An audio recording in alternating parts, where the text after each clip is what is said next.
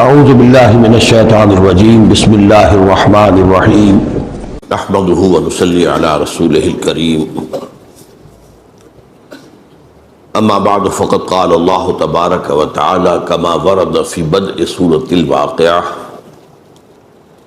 اعوذ باللہ من الشیطان الرجیم بسم اللہ الرحمن الرحیم اذا وقعت الواقعہ لیس لوقعتها کاذبہ خافضۃ رافعہ اذا رجت الارض رجا وبست الجبال بسا فكانت هباء منبثا وكنتم ازواجا ثلاثا فاصحاب الميمنة ما اصحاب الميمنة واصحاب المشأمة ما اصحاب المشأمة والسابقون السابقون اولئك المقربون في جنات النعيم ثلة من الاولين وقليل من الاخرين وقال عز وجل كما ورد في سورة الرحمن ولمن خاف مقام ربه جنتان وقال عز وجل كما ورد في نفس السورة ومن دونهما جنتان صدق الله العظيم رب اشرح لي صدري ويسر لي امري واحلل عقدة من لساني يفقهوا قولي اللهم ربنا الهمنا رشدنا واعصمنا من شرور انفسنا اللهم ارنا الحق حقا وارزقنا اتباعه وارنا الباطل باطلا وارزقنا اجتنابه آمین یا رب العالمین۔ ختم نبوت کے بعد جو خلا پیدا ہوا اس سے اللہ تعالیٰ نے کن چیزوں سے پر کیا ہے اس پر گفتگو ہوئی تھی۔ آج ایک اور نفسیاتی معاملہ جو ہے وہ بہت اہم ہے، اور وہ یہ کہ ہر صاحب ایمان کے دل میں فطری طور پر ایک آرزو، ایک خواہش، ایک حسرت پیدا ہوتی ہے کہ کاش کہ میں حضور کے زمانے میں ہوتا، کاش کہ میں حضور کی زیارت سے مشرف ہوتا، کاش کہ میں صحابہ کرام کی جماعت میں ہوتا اور آپ کے ساتھ جہاد و قتال کرتا۔ میں سمجھتا ہوں کہ کسی صاحب ایمان کا سینہ اس آرزو سے خالی نہیں ہونا چاہیے۔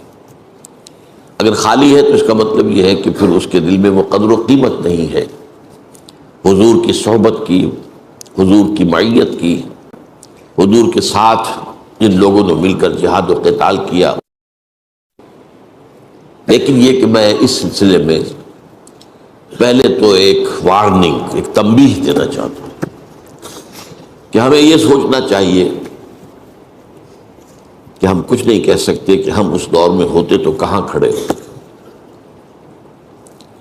کیا پتہ آج کا فسق و فجور تو فسق و فجور ہی ہے، اس وقت ہم ہوتے تو ہمارا فسق و فجور کفر کی شکل اختیار کرتا۔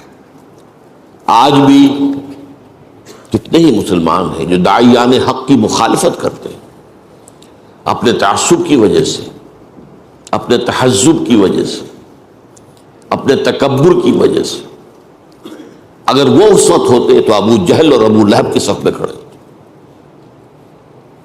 تو سوچنے کی بات ہے۔ آج ہو سکتا ہے کہ ہم میں سے بہت سو کے دلوں میں نفاق ہو، لیکن اس وقت ہوتے تو نفاق کا پردہ چاک ہو جاتا اور ہم ننگے کر دیے گئے ہوتے۔ اس وقت تو یہ ہے کہ اس پر پردہ پڑا ہوا، اس لیے کہ ظاہر بات ہے کہ حضور کے بعد کسی شخص کو یہ حق نہیں ہے کہ کسی بھی شخص کو منافق قرار دے سکے۔ یہ معاملہ حضور کا خاص ہے۔ تو بڑے رزق ہیں۔ ایک بڑا پیارا شعر ہے فارسی کا کہ تمام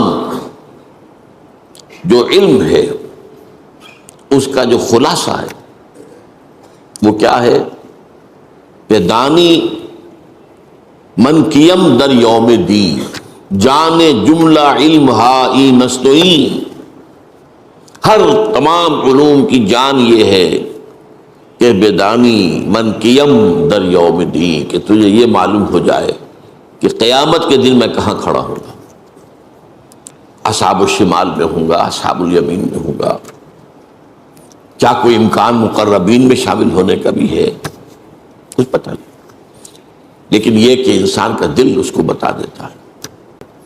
بل الانسان علی نفسہ بصیرہ ولو القی معاذیرہ، انسان کا دل اسے بتا دیتا ہے کہ میں کہاں کھڑا ہوں، لیکن بہرحال ہم کسی پر کوئی حکم نہیں لگا سکتے۔ تو پہلی تو یہ تنبیہ کہ یہ چیز جہاں اس کا وہ مثبت پہلو ہے، ہماری محبت کا تقاضا اور حضور کے شرف صحبت کا قدر و قیمت کا اندازہ، تو وہ ٹھیک ہے اپنی جگہ پر، لیکن ساتھ ہی اس کے ساتھ یہ وارننگ بھی رہنی چاہیے کہ ہم یہ سوچیں کہ ہم اس وقت ہوتے تو کہاں کھڑے ہوتے، کس صف میں ہوتے۔ بہرحال ایک دوسری اس کے ساتھ جو بشارت ہے، جس کے لیے میں نے آج خاص طور پر جو بشارت کا موضوع ہے وہ ہے میرا موضوع، میں نے صرف یہ کہ تمہیداً وہ تنبیہ بھی آپ کے سامنے رکھ دی۔ اس بشارت کے اعتبار سے میں نے سب سے پہلے تو آپ کو سنائی ہے آیات سورہ واقعہ کی، نقشہ کھینچا گیا ہے، اور وہ جو ابھی میں نے آپ کو شعر سنایا کہ جانے جملہ علم ہائی نستوئیں کہ بیدانی من کیم در یوم دین، یہ گویا کہ اس کی قرآن مجید کی طرف سے تشریح ہو رہی ہے۔ اذا وقعت الواقعہ، جب ہو پڑے گی وہ ہو پڑنے والی یعنی قیامت، لیس لوقعتہا کاذبہ، اس کے وقوع پذیر ہونے میں نہ ابھی کوئی شک اور جھوٹ ہے، نہ اس وقت کوئی شک اور جھوٹ رہے گا، اس وقت تو کھل جائے گی بات، کون انکار کرے گا پھر، ابھی تو انکار کرنے والے ہیں۔ خافضۃ الرافعہ، اور وہ جو ہوگی وہ کچھ پست کرنے والی بھی ہوگی، اٹھانے والی بھی ہوگی، کچھ لوگوں کو پستی میں دھکیل دے گی وہ قیامت، اور کچھ لوگوں کو بلندیوں پر فائز کر دے گی۔ کچھ ہوں گے ظاہر بات ہے انبیاء، رسل، صدیقین، شہداء، صالحین، وہ رافعہ ہوگی قیامت ان کے لیے، ان کے درجات کو بلندی کو ظاہر کرنے والی ہو، ان کا مقام و مرتبہ اس وقت منکشف ہو جائے۔ اور خافضہ فساق و فجار، کفار، منافقین، مشرکین کو گرا دینے والی ہو۔ اب اس کے بارے میں فرمایا اذا رجت الارض رجا، جس دن زمین کپ کپا دی جائے گی جیسے کہ کپ کپایا جاتا ہے، وبست الجبال بسا، اور پہاڑ ریزہ ریزہ کر دیے جائیں گے توڑ پھوڑ کر، فکانت ہباء منبثا، اور وہ ہو جائیں گے غبار، منتشر غبار، پھیلا ہوا غبار، یہ پہاڑ، یہ چٹانیں غبار کی صورت ہو جائے گی۔ وَكُنْتُمْ أَزْوَاجًا ثَلَاثًا، اور تم 3 گروہوں میں تقسیم ہو جاؤ گے۔ یہ ہے اصل جس کے لیے کہ میں نے یہ آیات آج پڑھی۔ وہ ازواج ثلاثہ کیا ہے؟ فَأَصْحَابُ الْمَيْمَنَةِ مَا أَصْحَابُ الْمَيْمَنَةِ، تو ایک تو ہوں گے داہنے والے یا برکتوں والے، یمن کے معنی برکت بھی ہے، برکت یہ دایاں ہاتھ جو ہے یمین اس حوالے سے کہتے ہیں، اچھے کاموں کے لیے اس کو وقف کرتا ہے، تو وہ کچھ تو ہوں گے داہنے والے، اور کیا شان ہوگی ان کی داہنے والوں کی۔ وَأَصْحَابُ الْمَشْأَمَةِ مَا أَصْحَابُ الْمَشْأَمَةِ، اور کچھ ہوں گے بدبختی والے، اور کیا برا حال ہوگا ان بدبختی والوں کا۔ وَالسَّابِقُونَ السَّابِقُونَ، اور ہوں گے سبقت کر لے جانے والے، آگے بڑھ جانے والے، جو کہ یقیناً آگے بڑھ جانے والے ہوں گے۔ اولئک المقربون، وہ ہوں گے مقربین بارگاہ رب، فی جنات النعیم، وہ نعمتوں والی جنتوں میں ہوں گے۔ سلۃ من الاولین وقلیل من الآخرین، وہ پہلوں میں سے تو بڑی کثیر تعداد میں ہوں گے، پچھلوں میں کم تعداد میں۔ اس کے بعد لمبی بات ہے، اصحاب المیمنہ کے بارے میں فرمایا گیا، اصحاب الیمین بھی انہیں کہا گیا آگے چل کر۔ سلۃ من الاولین وسلۃ من الآخرین، وہ جو دوسرے درجے کے لوگ ہوں گے وہ پہلوں میں بھی کثیر ہوں گے، بعد والوں میں بھی کثیر ہوں گے۔ یہی بات سورہ رحمان میں ایک اور انداز میں آئی ہے، اور اکثر لوگوں نے اسے اس انداز میں سمجھا نہیں۔ ترتیب مختلف ہے. اس سورہ مبارکہ کے اور سورہ رحمان کے مضامین کی ترتیب کے بارے میں نے جب درس دیا ان سورتوں کا تفصیلی تو میں نے بیان کیا ہے کہ ان کی ترتیب ایک مرر امیج کی طرح ہے. Mirror image. آپ جب کھڑے ہوں گے آئینے کے سامنے آپ کا بایاں ہاتھ وہاں دایاں نظر آ رہا ہوگا اور دایاں وہاں بایاں نظر آئے گا.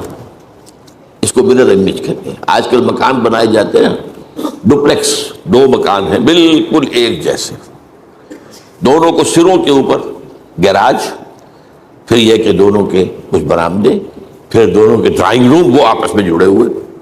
تو یہ مرر امیج ہے. اگر ان کو یوں لا کر اگر جوڑا جا سکے تو وہ ایک دوسرے کے ساتھ کانگروئنٹ ہوں گے. ڈرائنگ روم کے ساتھ سامنے آ جائے گا اور جو گیراج ہے وہ گیراج کے سامنے آ جائے گا. تو سورہ واقعہ میں تو یہ ہے کہ مقربون کا ذکر پہلے ہے, پھر اصحاب الیمین کا یا اصحاب المیمنہ کا, پھر اصحاب الشمال یا اصحاب المشأمہ. سورہ رحمان میں جو اس سے پہلے ہے بالکل جوڑا ہے یہ آپس میں, پہلے ذکر ہے جہنمیوں کا اصحاب الشمال کا, پھر ذکر ہے اصحاب الیمین کا. وَلِمَنْ خَافَ مَقَامَ رَبِّهِ جَنَّتَانِ, اور ان لوگوں کے لیے کہ جو اپنے رب کے ساتھ سے خوف کے عذاب سے ڈرتے رہے, سزا سے ڈرتے رہے, محاسبے کا خوف اپنے دل میں رکھا, ان کے لیے 2 جنتیں ہوں گی. اور یہ بھی میں نے دیکھا میرے علم کی حد تک بہت سے لوگ اس کے سے بحث ہی نہیں کرتے. اور اس کے بعد آگے چل کر وَمِن دُونِهِمَا جَنَّتَانِ, اور ان کے علاوہ بھی 2 جنتیں ہوں گی. پہلی 2 جنتیں اصحاب الیمین کی ہیں اور اس کے بعد کی 2 جنتیں یہ مقربین کی ہیں. اس طریقے سے مرر امیج بن جاتا ہے ایک دوسرے کا. اور 2 جنتیں کیوں ہیں؟ میرے نزدیک اس کی تعبیر یہ ہے کہ چونکہ جن اور انس دونوں سے خطاب صرف اس سورہ مبارکہ میں برابر ہے, پیرلل, تو ظاہر بات ہے کہ ایک جنت ہوگی جو انسانوں کے لیے ہوگی اور ایک جنت اصحاب الیمین جو ہے وہ جنات میں سے ہوگی. ان دونوں کے مزاج علیحدہ, اللہ نے ان کی تخلیق علیحدہ کی ہے. ان کی مسرتیں بھی ایک دوسرے سے مختلف ہوگی, ان کے لیے لذتیں بھی ایک دوسرے سے کچھ مختلف ہوگی. لہذا ایک جنت اصحاب الیمین من الناس من بنی آدم, دوسری جنت اصحاب الیمین من الجن, اور پھر جو اس کے آگے کی جنت ہے مقربین جو جنات میں سے 2 ہیں وہ بھی وَمِن دُونِهِمَا جَنَّتَانِ, اور دوسری مقربین جو جنات میں سے ہو اور انسانوں میں سے. بہرحال اب آئیے اس کے بارے میں کچھ احادیث آپ کو سنانا چاہتا ہوں. اگرچہ اصولی قاعدہ یہی رہے گا, یہ میں نے کئی مرتبہ بات بیان کی ہے, آج پھر ایک حدیث کے ذہن میں آ جائے گی. مثلا جہاد کے بارے میں, جہاد کی میں نے جب 3 یا 9 منزلیں بیان کی آپ کے سامنے, جہاد فی سبیل اللہ, تو بلند ترین منزل تو 9 ہے, اہم ترین منزل پہلی ہے. اسی لیے کہا گیا ای الجہاد افضل یا رسول اللہ, سب سے افضل جہاد کون سا ہے؟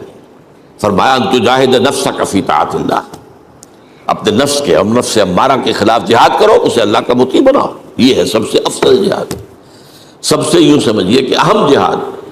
یہ جہاد ہوگا تو اگلے کی باری آئے گی نا, پہلی منزل ہوگی تو دوسری بنے گی, دوسری ہوگی تو تیسری بنے گی, لیکن بلند تو تیسری منزل ہے. اور بلند ترین منزل جو ہے وہ قتال فی سبیل اللہ, جو محبوبیت خداوندی کا مقام ہے. ان اللہ یحب الذین یقاتلون فی سبیلہ صفا کانہم بنیان مرصوص. اہم ترین, افضل ترین, اور ایک ہے بلند ترین. اسی طریقے سے ایک عام قاعدے کے روح سے تو ظاہر بات ہے کہ جو رتبہ صحابہ کا ہے ظاہر بات ہے بعد میں کسی کے لیے نہیں ہے. اس امت کا بڑے سے بڑا ولی, بڑے سے بڑا جو بھی ہمارے ہاں صوفیاء ہوں یا اولیاء اللہ ہوں, جو بھی ہوں, وہ ادنا سے ادنا صحابی سے بھی کم تر ہے درجے میں. یہ بات اہل سنت کے ہاں متفق علیہ, اس میں کسی شک و شبہ کی گنجائش نہیں. ہاں ہمارے کچھ جو ہلاک کے اندر پہ جب وہ نعت پر آتے ہیں تو حضور کو اللہ سے اوپر لے جاتے ہیں, اور جب اپنے اولیاء اللہ کی, اپنے ممدوحین کی مدح پر آتے ہیں تو انہیں انبیاء سے بھی اوپر لے جاتے ہیں. ہمارے ہاں اہل تشیع اپنے ائمہ معصومین کو انبیاء اور رسول سے اوپر مانتے ہیں. میں نہیں کہہ سکتا، ہو سکتا ہے کہ علامہ خمینی نے، آیت اللہ خمینی نے بعد میں اپنی رائے بدل لی ہو سکتا ہے، لیکن ان کی کتاب جو ہے مشہور، اس میں تو صاف لکھا ہوا ہے، وہ چھپی بھی تھی ایک زمانے میں، مولانا محمد منظور نعمانی صاحب نے کتاب شائع کی تھی، اس کے اندر اس کا اقتباس موجود تھا۔ جو مقام اور مرتبہ ہمارے ائمہ معصومین کا ہے، اس تک نہ ملائکۃ المقربین میں سے کسی کی رسائی ہے، نہ انبیاء مرسلین میں سے کسی کی رسائی ہے۔ یہ تو جہالت ہے، خالص جہالت ہے۔ تو درجات تو یہی رہیں گے، انبیاء ہیں، پھر صدیقین ہیں، پھر شہداء ہیں، پھر صالحین ہیں، اور اسی طریقے سے صحابہ ہیں، پھر تابعین ہیں، پھر تبع تابعین ہیں، درجات بھی یہی رہیں گے، ایک درجے میں تو عمومی طور پر تو یہی۔ لیکن یہ کہ اجر و ثواب کے اعتبار سے، اور ایک خاص حدیث میں آئے گا، ابھی ہم پڑھیں گے، بعض پہلوؤں سے ہو سکتا ہے بعد والوں کے لیے بہت اونچے مراتب، بہت بلند مراتب، اور یہ اس لیے ان کو واضح کرنا ضروری ہے کہ یہ نہ سمجھیے کہ دروازے بند ہو گئے، گیٹس آر اوپن، آؤ آگے بڑھو۔ میں نے میٹرک میں نظم پڑھی تھی، بڑی پیاری نظم، چیریٹیز، انگریزی کے ہمارے نصاب میں تھی وہ، charities that soothe and heal and bless are scattered over the feet of men like flowers۔ لمبی نظر ہے یہ، لیکن اس کے آخر میں یہ جو نیکیاں ہیں، یہ میں آیت البر کے درس میں ان اشعار جو ہے انگریزی کے کوٹ بھی کیا کرتا ہوں کہ یہ جو ہے یہ تو انسانوں کے قدموں میں پڑی ہوئی، جو چاہے اٹھا لے، پھول کھلے ہیں گلشن گلشن، لیکن اپنا اپنا دامن جو چاہو آپ پھول چن لو۔ No mystery is here, no special boon. For the high and not for the low, the smoke ascends as high from the heart of a humble cottage as from that of a haughty palace۔ یہاں اللہ تعالیٰ کی طرف سے یہ نہیں ہے کہ کسی کو اونچائی کا مرتبہ بس الیٹ کر دیا گیا اور دوسرا جو ہے محروم کر دیا گیا، نہیں، بڑی پیاری تشبیہ دی ہے۔ دھواں بالکل برابر اٹھتا ہے اوپر، چاہے جھونپڑی کا چولہا اس سے بھی، اور کسی محل کے کچن کا جو ہے ہاٹی پیلس جو ہے، اگر اس کے کچن سے بھی دھواں اٹھے گا وہ بھی اسی طرح اوپر جائے گا۔ اس اعتبار سے مقامات بلند بند نہیں ہے، لیکن یہ اپنی اپنی ہمت ہے، اپنا اپنا فیصلہ ہے، اپنی اپنی ترجیحات ہیں۔ کیا تعین کیا، بل تؤثرون الحیات الدنیا والآخرۃ خیر وابقیٰ، یہ تو تم ہو جنہوں نے دنیا کی زندگی کو ترجیح دی ہے۔ ہر شخص جائزہ دے، میں کس چیز کو ترجیح دے رہا ہوں، دنیا کی زندگی کو ترجیح دی ہے یا آخرت کی زندگی؟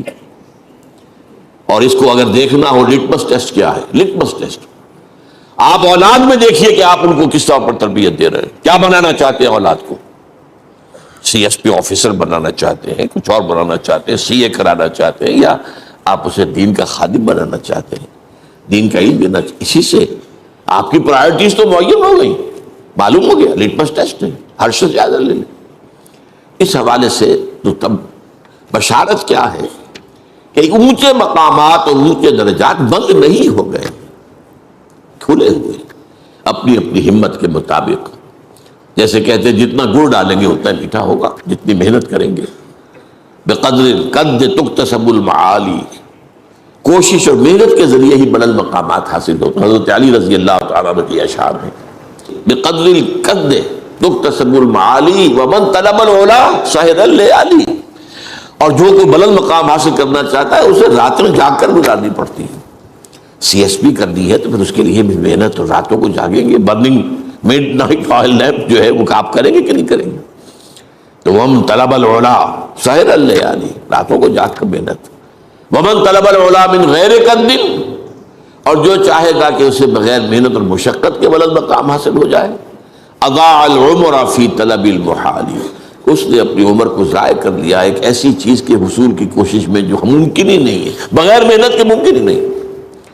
تو محنت دنیا کی ہو یا دین کی ہو، وہ تو برابر ہے، قانون برابر ہے اس کے۔ بقدر القد تکتسب المعالی، دنیا کی بھی بلندی چاہیے تو محنت کرنی پڑے گی، اور دین کی بلندی چاہیے، آخرت کی بلندی چاہیے تو بھی محنت کرنی پڑے گی۔ لیکن بشارت جو ہے وہ کیا ہے کہ دروازے بند نہیں ہیں، یوں نہ سمجھو کہ وہ بلند مقامات جو ہیں وہ تو بس اب بند ہو گئے، اب اس تک ہماری رسائی نہیں۔ اب اس کے لیے میں احادیث آپ کو سنا رہا ہوں۔ عن ابی ہریرہ رضی اللہ تعالی عنہ ان رسول اللہ صلی اللہ علیہ وسلم قال ان من اشد امتی بی حبا ناس یکونون بعدی یود احدهم لو رعانی باہلہ ومالہ، رواہ مسلم۔ حضرت ابو ہریرہ راوی ہیں اور اس کو امام مسلم نے روایت کیا اپنی صحیح میں کہ حضور نے فرمایا مجھے اپنی امت میں سے محبوب ترین لوگ وہ ہیں جو میرے بعد آئیں گے، اور ان کی خواہش یہ ہوگی کہ کسی طرح وہ اپنی اولاد اور اپنے مال سب کچھ دے کر میری رویت انہیں حاصل ہو جاتی۔ یہ آرزو جو میں نے آپ سے عرض کیا، اس کا ہونا جو ہے، جس کے دل میں واقعی یہ آرزو ہے تو وہ حضور کا محبوب ترین انسان ہے۔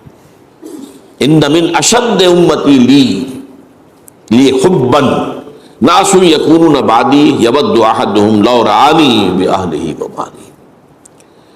دوسری حدیث سنیے، یہ دو حدیثیں میں سنا رہا ہوں۔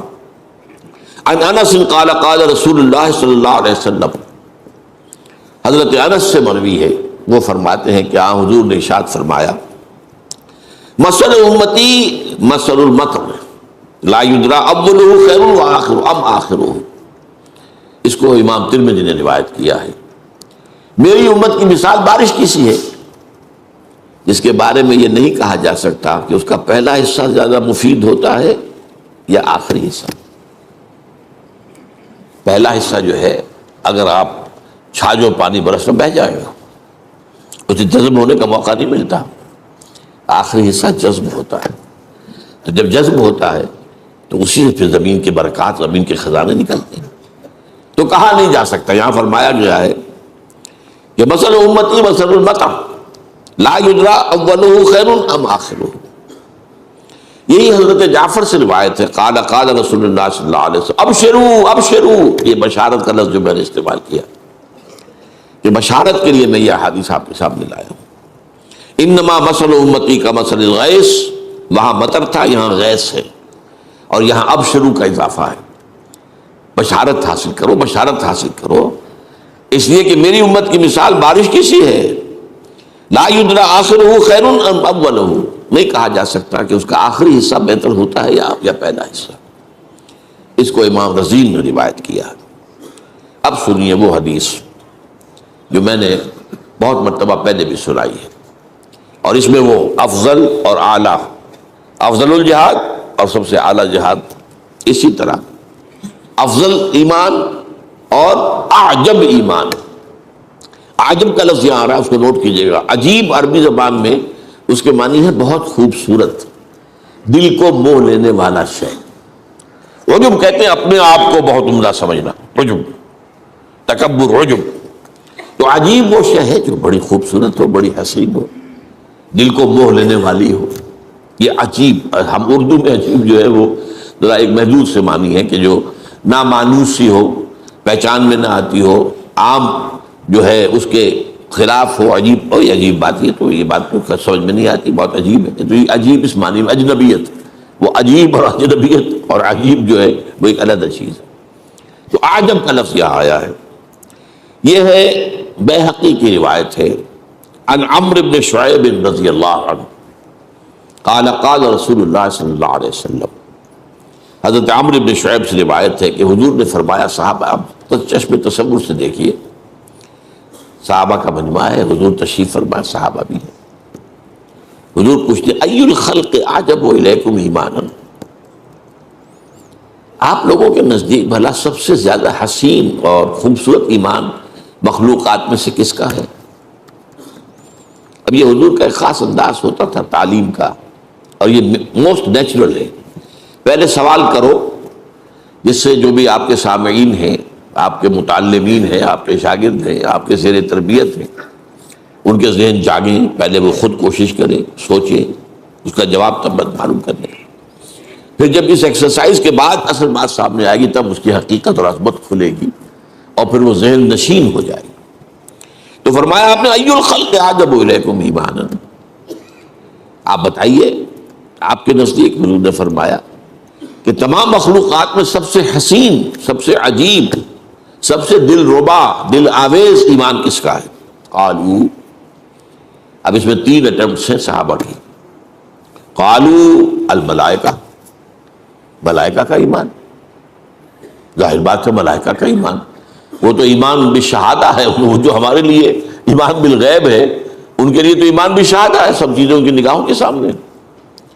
حضور نے ریجیکٹ کر دیا. وما لهم لا يؤمنون وهم عند ربهم، وہ کیسے ایمان نہ لائیں جبکہ ان کو تو اپنے رب کے سامنے ہے. کون سا تیر مارا انہوں نے جو ایمان لائے؟ ان کے لیے تو کوئی ایمان جو ہے وہ کوئی اونچے درجے کا شرط نہیں ہے، ان کے لیے کوئی قسم نہیں ہے، اس میں کوئی مقام نہیں. وہ عند ربهم، تو رب کے پاس. اب دوسری اٹمپٹ میں صحابہ نے کہا فالنبیون، پھر انبیاء کا معاملہ ہے. فرمایا وما لهم لا يؤمنون والوحی ينزل علیہم، وہ کیسے ایمان نہ لاتے جبکہ ان پر تو وحی نازل ہو رہی تھی. اب یہاں بھی آپ نے گویا کہ اس کو بھی ریجیکٹ کر دیا کہ نہیں، یہ بھی نہیں. عجب نہیں ہے ایمان، افضل ہوگا، افضل ہے، لیکن یہ کہ سب سے پہلے تو ایمان لانے والے خود حضور ہیں. آمن الرسول بما انزل الیہ من ربہ والمؤمنون انا اول المؤمنین. لیکن یہ ہے کہ وہ افضلیت اور ہے یا اعجبیت اور ہے، جو سب سے زیادہ عجیب اور وسیع اور دلربا اور خوبصورت ہے. اور اس کے بعد تیسری تو پھر وہ ڈرتے ڈرتے کہا ہوگا، ذرا جھجکتے ہوئے فنحن، پھر ہمارا ایمان سب سے عجب ہونا چاہیے. آپ نے اس کو ریجیکٹ کر دیا. وما لکم لا تؤمنون وانا بین اظہرکم، تم کیسے ایمان نہ لاتے جبکہ میں تمہارے درمیان موجود ہوں؟ تمہارا کون سا کمال ہے؟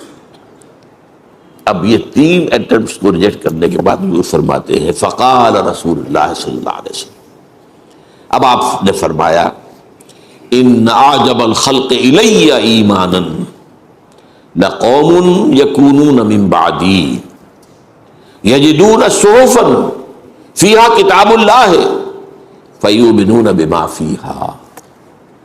میرے نزدیک جو حسین ترین ایمان ان لوگوں کا ہوگا جو میرے بعد آئیں گے. وہ مجھے نہیں دیکھیں گے، میری صحبت سے فیض یاب نہیں ہوں گے، انہیں تو کچھ صحیفے اوراق ملیں گے جن میں کتاب اللہ لکھی ہو، اور وہ اس پر ایمان لائیں. اب یہ ہے عجب ایمان کا دروازہ تو کھلا ہوا ہے. افضل ایمان وہ تو ظاہر بات ہے سب سے افضل انبیاء کا، پھر صحابہ کا، وہ علیہ بات ہے. لیکن عجب ایمان کا دروازہ تو بند ہے. اب یہ ہم نے بند کر لیا ہو تو یہ ہم مجرم ہیں. کون قرآن کو پڑھتا ہے؟ کون اس کے لیے عربی زبان سیکھے گا؟ یجدون صحفا فیہ کتاب اللہ فیؤمنون بما فیہا، جنہیں صحیفے ملیں گے، اوراق ملیں گے، کتابیں ملیں گی، اس میں اللہ کی کتاب درج ہوگی، مصحف ملیں گے، وہ جو کچھ اس میں ہے اس پر ایمان لائیں. تو یہ دروازہ تو کھلا ہے عجب ایمان کا. جیسے پھر عرض کیا اب یہ ہم نے خود ہی، تو ہی ناداں چند کلیوں پر قناعت کر گیا، ورنہ گلشن میں علاج تنگی دامہ بھی ہے. پھول تو کھلے ہیں گلشن گلشن، لیکن اپنا اپنا دامن. اگر آپ اس کے لیے محنت نہیں کرتے، اس کے لیے کوشش نہیں کرتے، اس کے لیے جد و جہد نہیں کرتے تو ظاہر بات ہے محروم ہے. لیکن دروازے بند نہیں ہیں، وہ اعلیٰ مراتب ہیں، ان کے دروازے بند نہیں ہیں. The doors are not closed، دروازے کھلے ہوئے. اگرچہ یہ ہے کہ سلۃ من الاولین وسلۃ من الآخرین، وہ اصحاب الیمین ہے. سلۃ من الاولین وقلیل من الآخرین، وہ مقربین کے اندر وہ ہے افضلیت کے اعتبار سے معاملہ. لیکن ابھی آگے آ جائے گا اجر کے اعتبار سے معاملہ کچھ اور ہے. وعن عبد الرحمن بن علاء الحضرمی رضی اللہ تعالی عنہ قال حدثني من سمع النبي صلی اللہ علیہ وسلم يقول، عبد الرحمن بن علاء الحضرمی کہتے ہیں کہ میں نے سنا ان لوگوں سے جنہوں نے یہ اللہ کے رسول سے سنا. آپ کو معلوم ہے نا کہ صحابہ میں سے بھی فرق ہو جاتا ہے. ایک تو یہ کہ کسی صحابی نے بات براہ راست حضور سے سنی ہو، اور کسی نے وہ کسی صحابی سے سنی ہو. اب ظاہر بات ہے حدیث جبرائیل جس پر ہم نے کئی ہمیں جس پر، تو جو لوگ اس مجمع میں موجود تھے وہ تو وہ ہے کہ جنہوں نے وہ سارا واقعہ اپنی آنکھوں سے دیکھا. لیکن سارے صحابہ تو نہیں تھے اس وقت مجمع میں، تو بہت سے لوگوں کو ان صحابہ کے ذریعے سے وہ بات پہنچی کہ جو اس مجمع میں موجود تھے. تو حدثنی من سمع النبی صلی اللہ علیہ وسلم یقول، مجھے بتایا ہے یہ انہوں نے جنہوں نے خود سنا ہے اللہ کے رسول صلی اللہ علیہ وسلم کو فرماتے ہوئے، انہ سیکون فی الآخر ھذہ الامۃ قوم، میری اس امت کے آخری حصے میں ایک ایسے لوگ بھی ہوں گے، لہم مثل اجر اولہم، جن کے لیے اجر ہوگا ان کے پہلوں کے مانند۔ اجر کا معاملہ جو ہے، اجر میں یہ ہے کہ وہاں حضور صلی اللہ علیہ وسلم جیسے کہ کہا وَمَا لَكُمْ أَلَّا تُؤْمِنُوا وَأَنَا بَيْنَ أَظْهُرِكُمْ، انہیں جو مواقع حاصل تھے بعد والوں کو وہ مواقع تو حاصل نہیں تھے، انہیں تو حضور کا چہرہ مبارک جو ہے وہ خود ایک ایمان کی شعاعیں جو ہے اس سے نکل رہی تھی، وہ تو اس سے تو ہم فیضیاب نہیں ہیں۔ لیکن اجر میں ہماری جو لیمیٹیشنز ہیں، ہمارے پاس جو بھی کمی ہے اب اس کی تلافی ہو جائے گی۔ اس میں جو سخت حالات میں کام کرے گا نیک، اس کا اجر بہت بڑھ جائے گا، اس کے مقابلے میں جو موافق حالات میں اتنا ہی کام کرے گا۔ کام کی نیکی کی مقدار ایک ہے، لیکن ایک ایسے ماحول میں کی گئی ہے جو موافق ماحول ہے، اس میں اس کا اجر کم ہو جائے گا، اس لیے کہ اس میں تو ماحول کا حصہ بھی شامل ہو گیا نا۔ اور ایک وہی نیکی اسی درجے کی ایسے ماحول میں کی جائے جو مخالف ماحول ہے، غیر موافق ہے، تو اس کا درجہ جو ہے یقیناً اس کا وزن جو ہے اللہ کی میزان میں بہت زیادہ ہو جائے گا۔ اب یہ ناموافق ترین حالات ہیں جو ہمیں میسر ہے، ناموافق ترین حالات۔ دجالیت جو ہے پوری دنیا میں چھا چکی ہے، میں تقریریں کر چکا ہوں اس پر کہ اس کے دو ردے، دو پردے، وہ تو دو غلاف تو پوری دنیا پر آ چکے ہیں، تیسرا اب آ رہا ہے، ویسے مغرب میں آ چکا، لیکن یہ کہ عالم اسلام میں پورے زور شور کے ساتھ اب اسے لایا جا رہا ہے۔ یہ آخری میں نے اس پر تقریر کی تھی، دجالیت کا آخری حملہ۔ پہلا حملہ کیا تھا؟ سیاسی نظام میں سے اللہ کو نکال کے باہر کر دو، نتھنگ ڈوئنگ۔ ریاست اور سیاست اور ملک اور قانون کا کوئی تعلق کسی آسمانی ہدایت سے نہیں ہے۔ We are sovereign ourselves. We shall legislate as we like. یہ کیا ہے؟ شریعت محمدی یہ کہتی ہے، شریعت موسوی کہتی ہے keep them with you in your homes، پڑھو جا کے، تلاوت کر لو اور ثواب حاصل کر لو، nothing doing۔ اور دوسرا پردہ معیشت کا نظام، سود اور جوئے، پوری دنیا اسٹاک ایکسچینج جوئے کا سب سے بڑا مرکز، اور سود اور بینکنگ جو ہے، ای بنوک، ای فکر چالاک یہود، نور حق السینہ آدم ربود، یہ بینکوں کا نظام جو عیار ذہن جو ہے یہودیوں کا اس کی پیداوار ہے، یہ یہودیوں کی ایجاد ہے بینکنگ کا نظام، اور زیادہ پرانا نہیں ہے، کوئی 300 برس پرانا۔ ای بنوک، ای فکر چالاک یہود، نور حق السینہ آدم ربود، اللہ نے جو روح کی شکل میں نور ہمارے اندر پھونکا تھا اس کو نکل باہر کیا، اب نرا حیوان بن گیا انسان۔ تا تہو بالا نہ گردہ دی نظام، اقبال کیا کہہ رہا ہے، جب تک یہ بینکنگ کا نظام تہو بالا نہیں ہوتا، جب تک یہ ملیا میٹ نہیں ہوتا، دانش و تہذیب و دین سودائے خام، کہاں کی دانش، کہاں کی تہذیب، کہاں کا دین، اس کے بغیر تو سوال ہی پیدا نہیں۔ تیسرا جو چادر چڑھ رہی ہے، مغرب پر چڑھ چکی، بے حیائی، بے شرمی، عریانی، فحاشی، زنا، ہومو سیکسولیٹی، یہاں تک کہ ہومو سیکسول میرجز، شرم حیا کا پردہ ختم، یہ ابھی کچھ عالم اسلام میں ہے۔ Institution of family finished, destroyed, ابھی اسلام میں ہے، ابھی عالم اسلام میں ہے، اور اس کے لیے جو مہم ہو رہی ہے، جو اربوں ڈالر خرچ ہو رہے ہیں، ان کا آپ کو اندازہ نہیں، کتنے این جی اوز اس کے لیے لگی ہوئی ہے، اور کہاں سے انہیں فیڈ ہوتا ہے، کہاں سے پیسے آتے ہیں۔ جس کے لیے عالمی کانفرنس ہوئی، پہلے ہوئی کائرو میں ویمن کانفرنس، ویمن لب، عورتوں کو آزاد کرا رہا ہے، عورتوں کو آزاد کرا، یہ کیا گھر کے اندر باندھ دیا اور شادی کے بندھن میں بندھ گئی تو بندھ گئی، نہیں۔ اس کے بعد پھر ایشیا کا دوسرا کنارہ، کائرو کو آپ کہہ سکتے ہیں، اگرچہ وہ افریقہ کا شہر ہے لیکن وہ گیٹ وے ہے to to Middle East, gateway to the Arab countries, کیونکہ عالم عرب میں علمی، تعلیمی، ثقافتی اعتبار سے اس کا امام جو ہے مصر ہے، ثقافتی اعتبار سے ہر اعتبار سے اس لیے امام مصر، پھر چین کی طرف سے بیجنگ، اور پھر بیجنگ +5 کانفرنس، اور وہ یونائٹڈ نیشنز کی اسمبلی کے تحت۔ بہرحال اب ان حالات میں اگر کچھ لوگ ہمت کرتے ہیں اور اللہ کے دین کے ساتھ جڑے رہتے ہیں، جو فرمایا حضور نے صلی اللہ علیہ وسلم، بدا الاسلام غریبا وسیعود کما بدا فطوبى للغرباء، اسلام کا جب آغاز ہوا تو اسلام اجنبی تھا، غریب تھا، یہ عجیب و غریب کے معنی میں جو ہم بولتے ہیں وہ غریب، عجیب و غریب، لوگوں کو عجیب کیا بات کر رہے ہیں، لیکن پھر اسلام کو غلبہ حاصل ہو گیا تو سبھی اس کے ساتھی بن گئے۔ فرمایا لیکن ان قریب یہ دوبارہ غریب ہو جائے گا، مسلمان بڑھتا جائے گا، دولت امویہ، دولت عباسیہ، دولت عثمانیہ، اسلام گرتا جائے گا، گرتا جائے گا، گرتا جائے گا۔ فطوبى للغرباء، توبہ، مبارکباد، تہنیت ان کے لیے جو اسلام کے اس غربت کے زمانے میں، اجنبیت کے زمانے میں خود اجنبی بن جائیں لیکن اسلام کا دامن نہ ہاتھ سے نہ چھوڑیں۔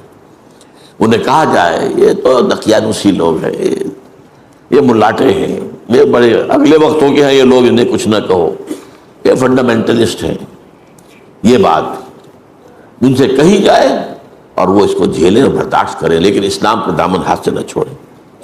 تو سنیے اس کو، حضور نے فرمایا انہ سیکون فی آخر ہذہ الامۃ قوم لہم مثل اجر اولہم، میری اس امت کے آخر میں، آخری زمانے میں ایسے لوگ ہوں گے جن کا اجر برابر ہوگا ان کے جو اولین لوگوں کا ہے۔ وہ کیا کریں گے؟ یامرون بالمعروف وینہون عن المنکر ویقاتلون اہل الفتن، وہ نیکیوں کا حکم دیں گے، بدی سے روکیں گے، اور فتنہ پرداز لوگوں سے جنگ کریں گے۔ اب یہ ہے اصل میں وہ سورہ آل عمران کی آیت جس پر بارہا گفتگو ہوئی ہے، وَلْتَكُن مِّنكُمْ أُمَّةٌ يَدْعُونَ إِلَى الْخَيْرِ وَيَأْمُرُونَ بِالْمَعْرُوفِ وَيَنْهَوْنَ عَنِ الْمُنكَرِ وَأُولَٰئِكَ هُمُ الْمُفْلِحُونَ۔ جب عمومی طور پر امت خابیدہ ہو جائے گی، سو جائے گی، فسق و فجور میں مبتلا ہو جائے گی، شریعت سے بے پرواہ ہو جائے گی، اس وقت کچھ لوگ اٹھیں، ایک امت میں چھوٹی امت بنائیں، امہ ود ان امہ، جیسے آپ کہتے ہیں state with in state, party with in party. Congress میں ایک چھوٹی پارٹی بنی تھی جو فارورڈ بلاک کہلاتا تھا، اسی طریقے سے اب آپ کو اور دوسری جماعتوں میں فارورڈ بلاک بن رہے تو ہوتے اسی پارٹی میں لیکن اپنا بلاک کا نظام بنایا۔ تو اس امت میں چھوٹی امت ایک ہوگی، ہونی چاہیے، جو نیکی کا حکم دے، بدی سے روکے اور خیر کی دعوت دے۔ یہاں جو ہے تیسری چیز، یقاتلون اہل الفتن، وہ فتنہ پیدا کرنے والوں کے خلاف جد و جہد کرے، کوشش کرے، اور اگر ضرورت ہو اور وقت ہو اور اس کے لیے مناسب ماحول ہو، جنگ کریں ان سے، فتنہ پرداز لوگوں سے۔ میں نے آپ کو بتایا کہ یہ بھی بیہقی کی روایت ہے۔ اس کے بعد کی حدیث سنیے، وعن ابی ہریرہ رضی اللہ تعالی عنہ ان رسول اللہ صلی اللہ علیہ وسلم قال، حضرت ابو ہریرہ سے مروی ہے روایت کہ حضور نے فرمایا، توبہ لمن رعانی، وہی توبہ، فتوبہ للغرباء، ابھی جو حدیث میں نے آپ کو سنائی تھی، توبہ، تہنیت ہو، مبارکباد ہو ان کو جو اسلام کی اس اجنبیت کے دور میں خود اجنبی بن جائیں لیکن اسلام سے جڑے رہیں، چمٹے رہیں، ان کے لیے۔ یہاں فرمایا توبہ لمن رعانی، مبارکباد، تہنیت جنہوں نے مجھے دیکھا ان کے لیے ہے۔ وَتُوبَى 7 مرات لمن لم يرانی وآمن بی، اور 7 مرتبہ تہنیت ہے اس کے لیے جس نے مجھے دیکھا نہیں لیکن مجھ پر ایمان لایا۔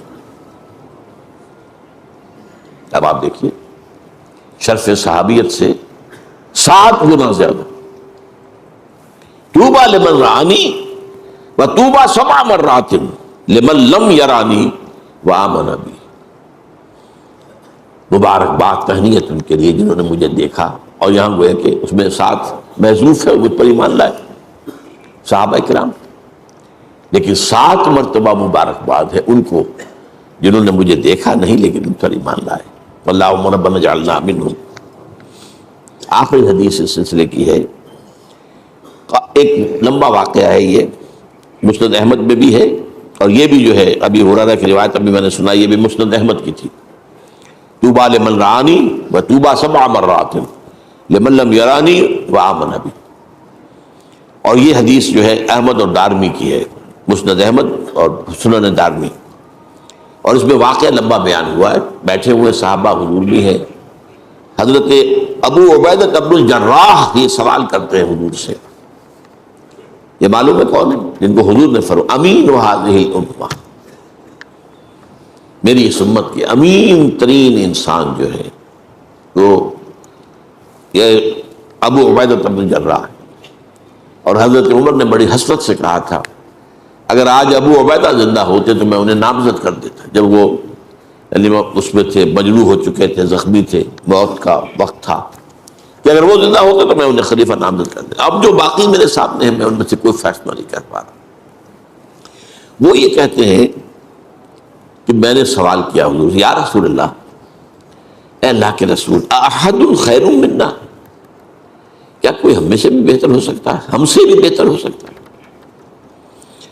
اسلمنا وجاہدنا معک، ہم اسلام لائے آپ کے ساتھ اور جہاد کیا ہم نے آپ کے ساتھ مل کر، تو کیا ہم سے بھی بہتر کوئی ہو سکتا ہے؟ فقال رسول اللہ صلی اللہ علیہ وسلم نعم، ہاں، قوم یکونون من بعدی من بعدکم، وہ قوم، وہ لوگ جو تمہارے بعد آئے گی، یؤمنون بی ولم یرونی، جو مجھ پر ایمان لائیں گے حالانکہ مجھے دیکھا نہیں ہوگا۔ تو یہ گویا کہ صحابہ سے بھی احد خیر منا، ہم سے بہتر کوئی ہو سکتا ہے؟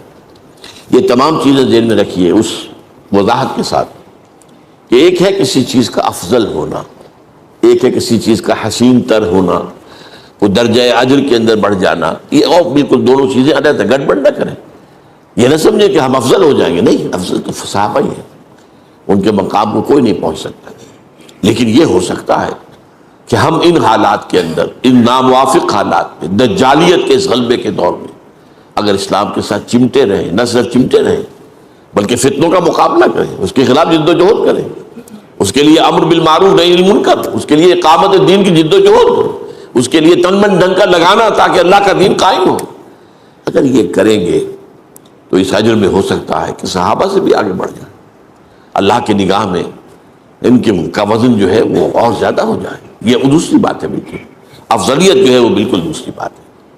تو یہ ہے بشارتیں، ابشرو ابشرو، بشارتیں حاصل کرو، یہ مقامات بلند جو ہے یہ بند نہیں ہوئے ہیں، یہ مقامات کھلے ہوئے ہیں۔ Smoke ascends as high from the heart of a humble cottage as from that of a haughty palace۔ دھواں جو ہے برابر اوپر اٹھتا ہے، چاہے وہ ایک جھونپڑی والے کے چولہے سے اٹھ رہا ہو اور چاہے وہ کسی بڑے زبردست محل کے کچن سے اٹھ رہا ہو۔ جو نیکی کے لیے، اس کے لیے آگے سے آگے جانے کے دروازے کھلے ہوئے ہیں۔ اللہ تعالی ہمیں ان مواقع سے بھرپور طور پر فائدہ اٹھانے کی توفیق عطا فرمائے۔ بارک اللہ لی ولکم فی القرآن العظیم ونفعنی وإیاکم بالآیات والذکر الحکیم۔